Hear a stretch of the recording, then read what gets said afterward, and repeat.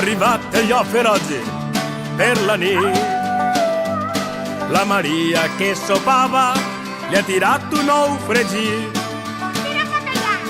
La 40 maula ha caigut. Fa 10 anys, pocs xiquets valencians sabrien dir quin era el botoni, la 40 maula, gambosins, i ara, 10 anys després, gràcies al gran treball que han fet molts mestres a les escoles, moltes famílies, els del llibre, doncs hem aconseguit popularitzar els monstres valencians. No te pot, la María no te pot. Una experiencia fenomenal y ver los niños que todavía 10 años después siguen conociendo todos esos personajes que yo he hecho, la verdad me parece una cosa súper bonita. Els fantasmes ja no tenen llençol. Era una il·lusió molt bonica. Quan trobarem a Francesc Gisbert, també este personatge que trobàvem el llibre d'ell, de Màgia per un poble, allò, hi ha molta història ahí, no? I això m'ho vaig captar per fer la cançó i, bueno, i els xiquets l'han fet seua. Quan els xiquets l'han fet seua, ha sigut l'èxit.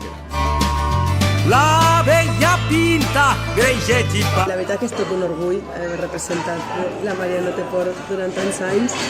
Quan la primera vegada que vaig veure el llibre me vaig enamorar molt de la història i de les il·lustracions i vam pensar que aquests personatges haurien de cobrar vida i pujar als escenaris. Bunyols de carabassa i tots de riure s'han pixat.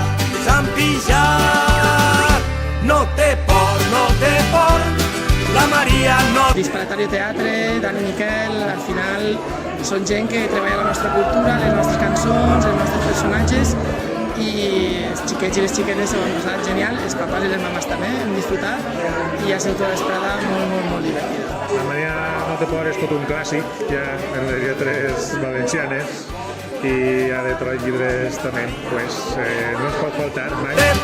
No te por, la Maria. Sobretot ha descobert el tema dels costums tradicionals valencians, tot el tema dels monstres, el projecte Espanta la por, que fa 10 anys era impensable, no? I quan em vau oferir aquest espectacle, per supost que vam apostar per ell.